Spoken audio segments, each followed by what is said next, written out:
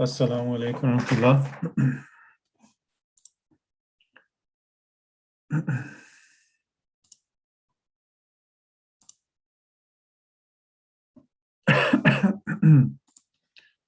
أعوذ بالله من الشيطان الرجيم بسم الله الرحمن الرحيم وأقم وجهك للدين حنيفا فطرة الله التي فطر الناس عليها لا تبديل لخلق الله ذلك الدين القيم ولكن أكثر الناس لا يعلمون. This is the same verse which I read yesterday. The translation is, so set thy face to the service of religion as one devoted to God, and follow the nature made by Allah, the nature in which He has created mankind. There is no altering the creation of Allah. That is the right religion, but most men know not.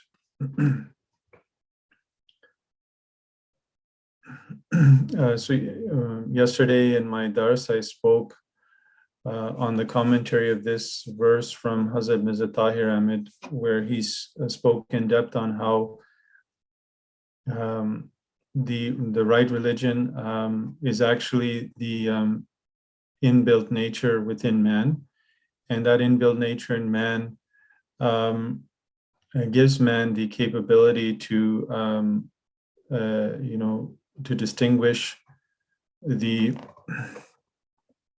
right and wrong, and to apply with his conscience and proper decisions.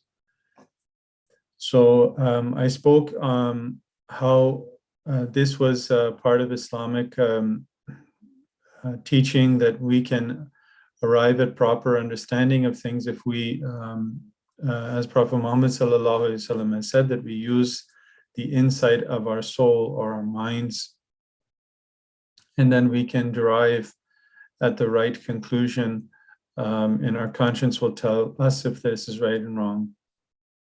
And then I explained on how this is also a sign of the existence of God, because within the human nature, we find that our capacity to look towards goodness and live a noble life, and also search out for an exalted being or a God, is something innate in our human nature.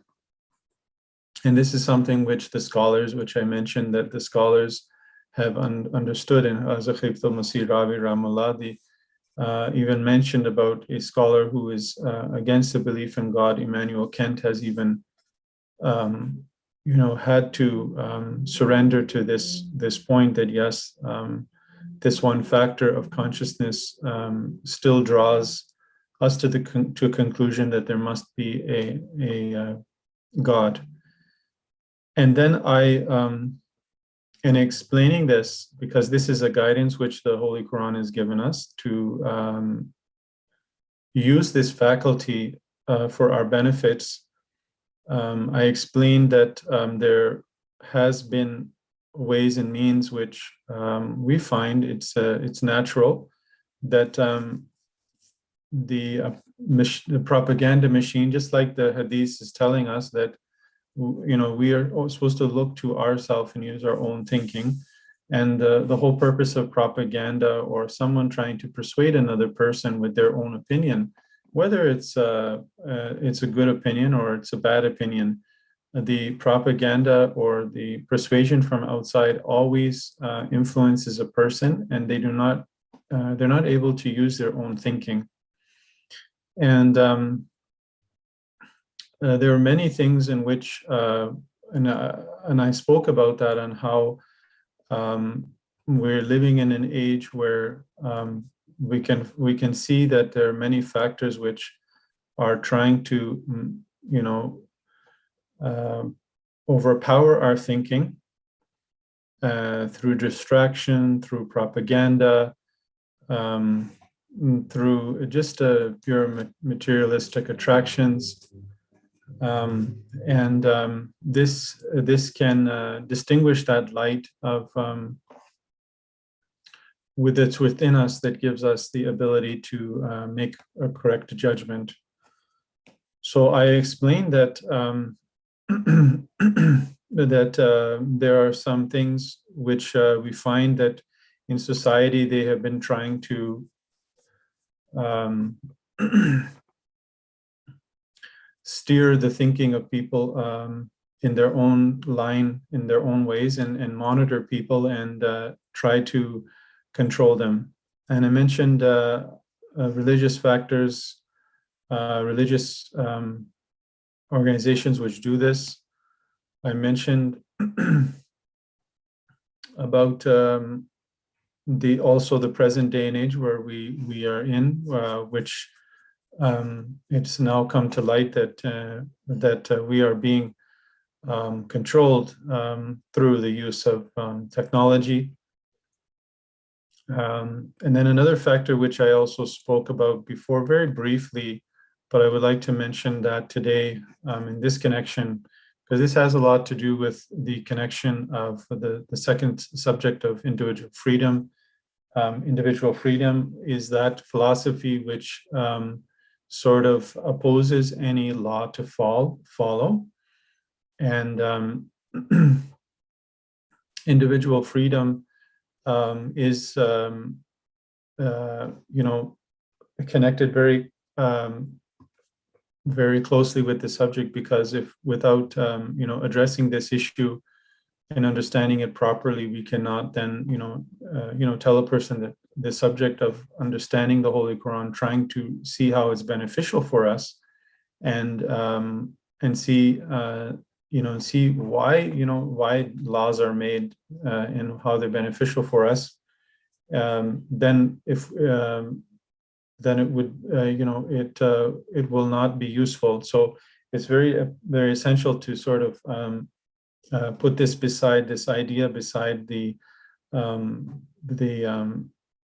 idea of you know, ultimate freedom, individual freedom, with the concept of following anything. And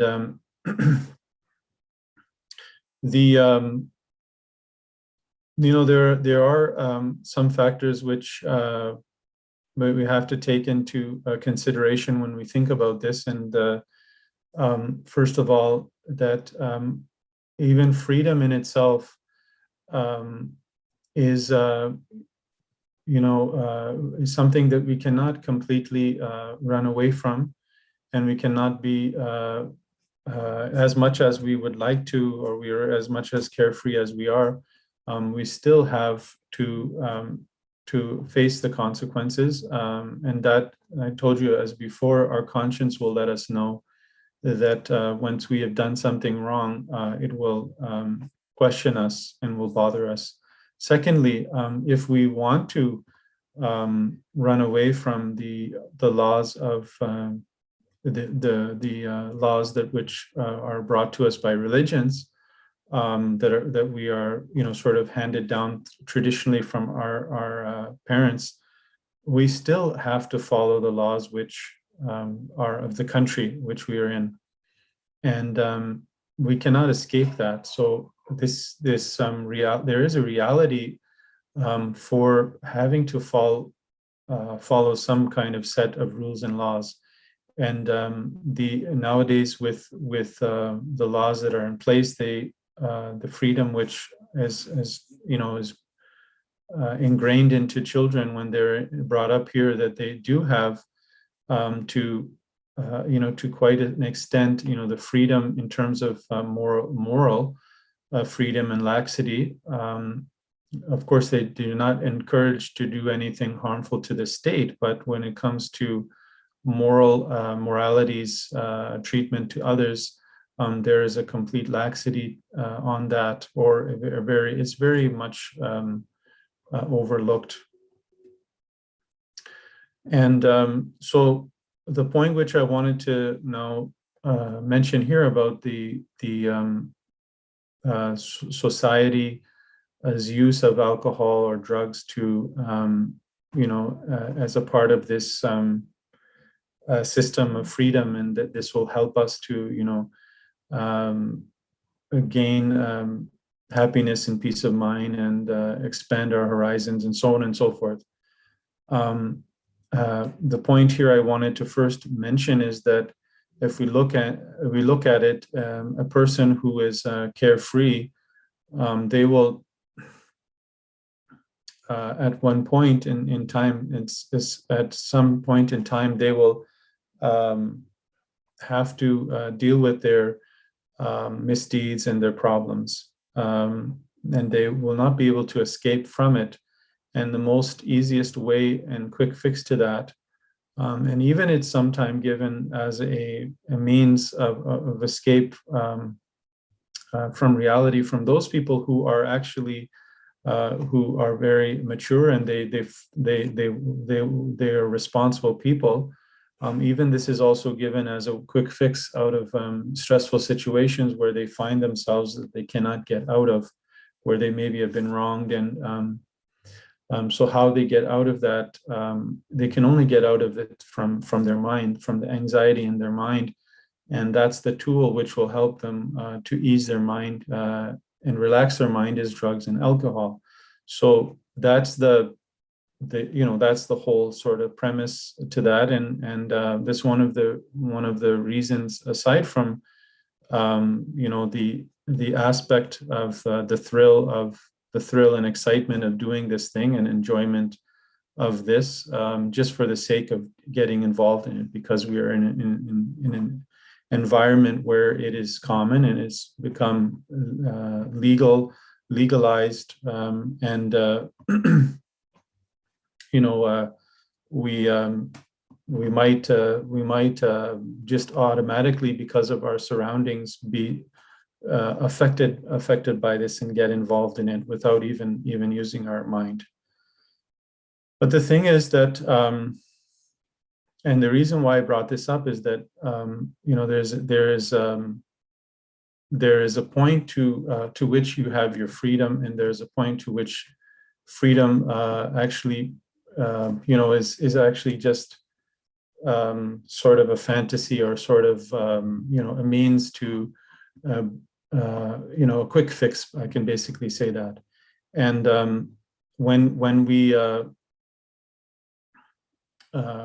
we see the actual outcomes that people have from using alcohol or drugs, is that this ability for thinking is actually their ability for thinking is actually numbed, and they will not have the ability to use their inner sense, their inner conscience. And so that's why I feel that this comes under the category of mind control, because, and I'll explain that after, it's very simple to sort of give that argument, but it's clearly understood, because it hits at the conscience itself, drugs and alcohol, and it numbs it. And instead of actually helping a person to make proper judgment, it actually excites the more baser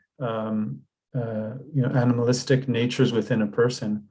And although they may be feeling happy, it depends, because it could actually have a reaction according to the person's actual mood and their mode, their temperament. And this is not something that I'm talking about, from a studies perspective. I'm talking about this in real experience, real life, that this is real. This has happened. I know this, and it's something which I've seen that it's not where a person they're going to be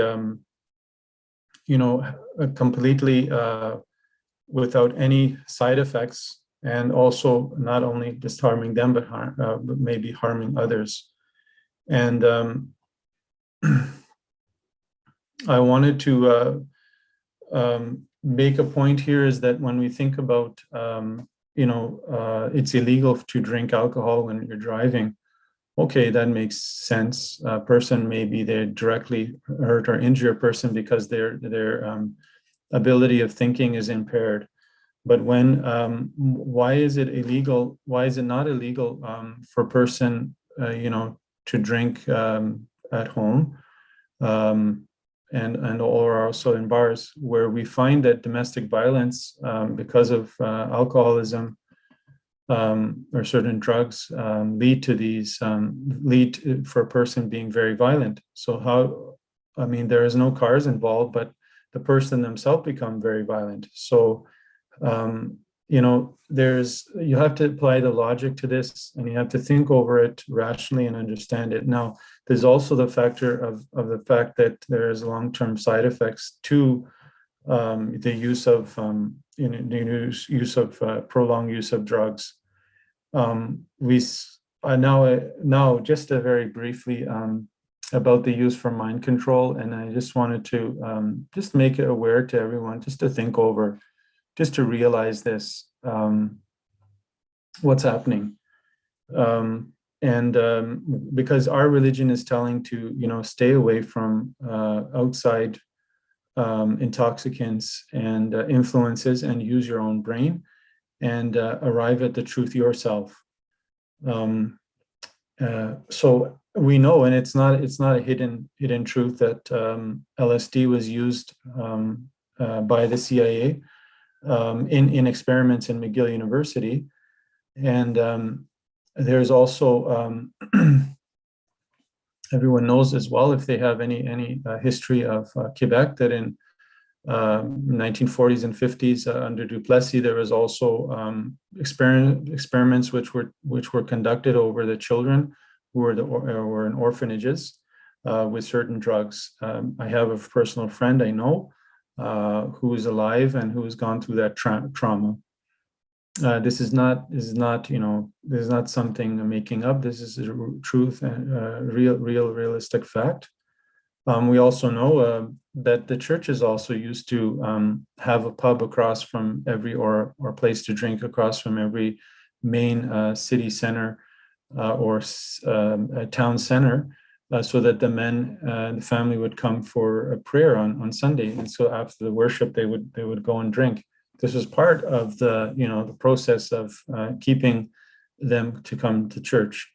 There's no excuse. There's no everyone should be aware and knows that also the Aboriginals were oppressed and kept oppressed through many means, and one of them was through keeping them addicted to alcohol. And this long-lasting, suppression or the effects of it is still going on. So if we think about now, we're living in an age where of course there were drugs before. They may not be legalized. We have alcohol, which was legalized, and now we have marijuana. There are three purposes which benefits the government get. They make money off of it. They're able to control the people, subdue the people. Thirdly, they're also able to get data and experiment on us, just like they do. They have been doing. So it's something that I just wanted to mention here, is that we think that we have all these freedoms, and we are, but when we look at everything that's going on under all these umbrella of freedoms, the things that are happening with this unlimited scope of freedom, the society has not been able to free itself and live in a utopia of peace and prosperity. The more and more legalization of drugs and this and that, and softening of crimes and this and that, has not been able to create a utopian society.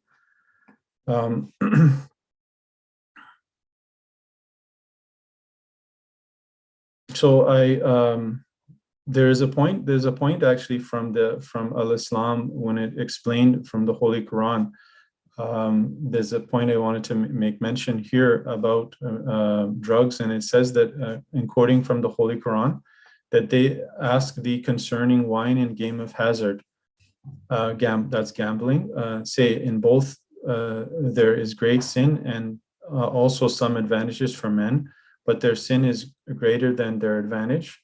And they ask thee what they should spend, say what you can spare. Thus does Allah make his commandments clear to you that you may reflect. And the comment that it says about this is that there is very clearly highlights that even if something has some benefits but causes more harm to our physical and spiritual health, it is unlawful. Added to this is the hadith where the Holy Prophet ﷺ said, whatever causes intoxication in large amounts, a small amount of it is also unlawful. With marijuana, we see that there are some medical benefits, but studies suggest that frequent and improper consumption of marijuana can cause detrimental side effects such as confusion, hallucinations, anxiety, and paranoia. So we're talking here about the use of drugs in a consistently, like people would drink on a consistent habitual day to day, not in terms of in a quantity where we may need to take some medication from time to time, but it's not something as on a long-term basis. So it says here that in other words, small amounts taken over a long period of time are harmful. In addition to this, long-term use can lead to having a severe psychotic disorder like schizophrenia. So, the other thing is that you should understand is that even in small consumptions, even in alcohol, we find that it affects people based on their body type or the way they are. It's not everyone who takes alcohol in a certain amount will be affected the same way the other person will be. Similarly, when we take foods, they also always affect people in different ways. But they basically have sort of the same sort of, every food has the same sort of effect, but it may affect someone more than others. So we can say that even in small amounts, how much in drugs or alcohol, how much there even can be harmful for even people in general. But this is a very disturbing thing, is that schizophrenia, this problem that can occur, in paranoia that can occur, is something which is from long-term use, is something very severe and serious, and it should be looked at and thought over. That okay, what would a person, if they're thinking to get involved in doing this to themselves, that how much harm it may actually have for me. And but my point coming back to this again is that I wanted to say this point is that what happens is that when we are clouded, we cloud our judgment through the constant use of drugs and alcohol. And when we cloud our judgment, it's very hard for us to raise above certain standards of living, and we cannot sort of evolve as a human being, which was intended for us. And this is what the holy, the blessing that, and the reason why we should be considering understanding a religion which is actually set from God. And as I said, whatever Islam is saying to be as a religion for us, it's not something which is not applicable in this reality, in this day and age. It's not something from the past where we have to go to some out and live Islam in a separate living away from people. No, we can live Islamic life today because it applies to us today. And I want to stress on this point, this very important point, the fact that Islam is in complete harmony with the human nature. And if it's in complete harmony with human nature, then we have to think that this, if religions came from God, then the God, which we said says that God created us, so it has to be in harmony with our human nature and our thinking, right? So therefore, it should be right, and we should then, the next stage is that we should think about, okay, let's try to apply that and see how we can benefit ourselves, because if God created us, He must know how our human mind and our body function, and what is the best we can get out of it, and like in terms of benefits uh, of complete happiness. And this is why I think it's very important to understand and look at it. It's not some kind of Islam is not a religion where it gives an injunction and it says that don't just do this and don't think about it. No, it has actually always has a deep philosophy which it applies to everyone, so they can deeply get attached to its message. And that's why I'm taking some time here to explain these points here. And the other decision-making process which the Holy Quran has given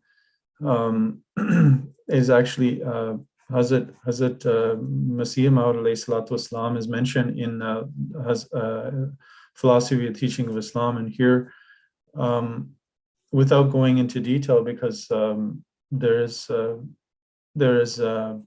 it's sort of a lengthy passage, but I just have it here. You could see the reference after, if you like to read it after. But the point is that aside from which the Holy Quran gives us guidance, aside from just using our inbuilt capacity of consciousness, it talks about how there is a tree which represents our faith, and that faith is has its roots in this world, and it's giving it like an analogy, and this analogy of the tree goes up into heaven. So the meaning behind this is that our faith should be grounded in the rationale of this world. So there shouldn't be anything that contradicts the law of nature. And that's what it means by our faith being grounded, like a tree is grounded with its roots in this world, but its branches, they reach out into heaven, meaning that aside from the rationale, they have, and in us accepting that, yes, it is here, it has such rationale for its for the faith and its word that are logical and very strong, and they do not also contradict the message of God or the law of God. They're two synonymous together, and he said that they should have meaning that their branches reach to heaven, that they have such strong and lasting effect, and the arguments can be overcome. They're that strong. So I just wanted to add this point, so that when we are the guidance that Allah gave us in the Holy Quran for deciding about our faith to be correct or a religion to be correct, and because it's very important, because everything that we do and we decide about our faith should be grounded properly and correctly, right? And then if we have an instruction, it should be beneficial for us, right? So these things should be long lasting. They should have an effect on us, which has a good and spiritual effect on us. So that's something which which also we find that in our whenever a human being does anything good, an action which is good and especially has a lot of merit to it, that effect always remains with a person, and it stays. It's long lasting, and this is the benefit that we get by following the teachings of the correct teachings, that they are long lasting. Now, so this gives us a proper, measurement so that we can look at how, okay, if what we do, something that we do, maybe if we're even confused by mind, we're doing certain thing and we think about it. Oh, I'm not sure even what using my own judgment, this is right or wrong. So the thing which helps here is that even if something that you do, if it just the effect actually is not long lasting, the excitement and happiness is actually very much like a roller coaster, like like going up a mountain, and then and then you come down on the steep on the back end very quickly, and you don't remain actually up, and you don't remain actually content. So that's what we can distinguish between true spiritual or moral or true happiness in this life from actions that we do, as opposed to those actions which are very simple. They're very um, like I'm not trying to say that you do things, even sometimes you do things that are, they're just a worldly actions. They don't have that much, they don't have that much long lasting effect to them, right? And so something that you're doing, if it's not actually really beneficial for you, or it's just something very like some entertainment or something that just, for the time being, it makes you, happy for a moment, but it sort of leaves you sort of agitated, or it may leave you sort of, okay, you keep needing more and more. This is not actual true, what you're following, something which is going to give you lasting happiness. Lasting happiness, something is that when you have had that experience with doing that thing, it keeps making you happy even when you think about it, and it even promotes you to do more and more better things.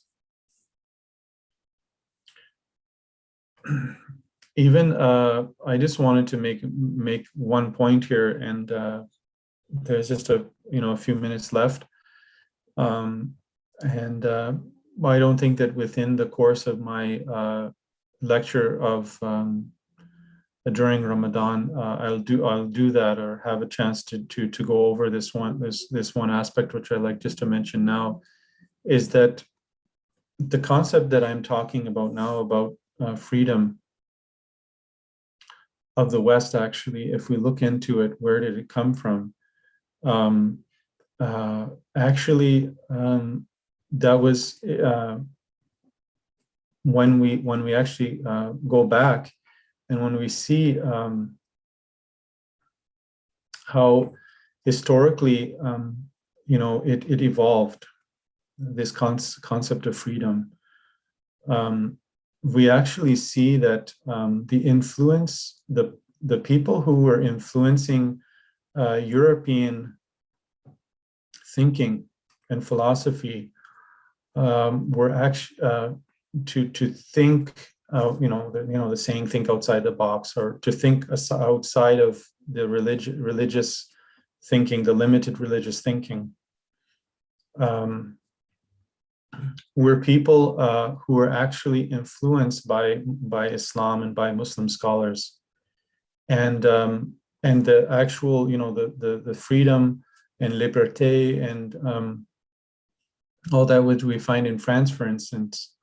A person who, if you know a little bit of your history, or you know the name, Voltaire, is a person in the 17th century who influenced very much the Christian society and the French society, and he spoke about freedom, and he discussed on these points and the merits of giving religious freedom and freedom in general. Although he had some attacks on Islam in initial stage, but they were sort of a parody. He was a writer and a playwright, and he also attacked the church. But later on, he actually made comments where he actually said that Islamic societies have always had freedom within them, whereas the Christian societies were not. They actually lacked it. They actually were rigid. And Voltaire is a very influential person. The concepts which came into Christianity, into the West at that time was heavily influenced by the Muslim scholars, and so much so that this concept that it came from studying science and studying Aristotle and Greek philosophy, and building on Greek philosophy of the main thing of asking the question and going into research into a matter and finding things rationally, that they rationally work, that they actually fit into the scheme of things, just as I'm saying here, which Islam is saying. And this is why I think that the Muslim scholars, they when they were in Spain, and they were from all around the world, they were compiling knowledge. They were Muslim scholars. They understood and knew that there is this facet to Islam which we can build upon, which we find in other traditions and other philosophies. Initially, Greek philosophy, I would say Aristotle, the philosophies now which are now in vogue, which are held up as the democracy, around the world, and part of the value system. These are actually brought and commented on and improved upon by Muslims, and then they were brought to the Christian world or the Western world, and Western world at first was against them, and they were saying that this was something which is actually going against our religion, our beliefs in the existence of God, because you're questioning. And you can see that that the time I'm talking about is the Renaissance period. The Renaissance period was a time where the influence of all the knowledge which came from Andalusia, from Muslim Spain, which was primarily translated into Hebrew from the Jews who were scattered all throughout Europe after they were kicked out in Spain. This knowledge was then translated into Latin and then into the other languages, and this went to the knowledge of into the society itself. So whether or not the Western society they think that that they originated this idea or not, these ideas actually were helped and were built upon and were improved upon by Islam. And so I just wanted to give you this point and this perspective here. I don't have the time to go into all the referencing. Maybe at some point, I can give all the referencing in a later stage. But from my research and my, going and learning about this, I found out that this information was there. And as I said about Voltaire, he's just one person. Saint Thomas Aquinas is also another person who was influenced as well and has a huge influence in the Catholic Church. His thinking were also very much influenced by Muslim scholars, and so this concept of freedom in society is a good thing, but it's a good thing when it's freedom in society for everyone. And respect for everyone, and it's there as a means of upliftment for everyone, which has rules and regulations also in that society, and every society has that. And the society which is telling you that you can have complete freedom in utopia and all this, and this is outside of the reality of things. The actual society, society of real freedom, is asking to follow certain rules and regulations. And for that, I would like to, inshallah, in my next Dars al Quran, I'll discuss about that and the stages of how society and civilizations they started with the first revelation, which is given to Adam. So Jazakumullah, I guess its time is running out, and we've finished the time for now for today. Inshallah, I'll continue with my Dars al-Quran in coming days. Jazakumullah. Assalamu alaikum wa rahmatullahi wa barakatuh.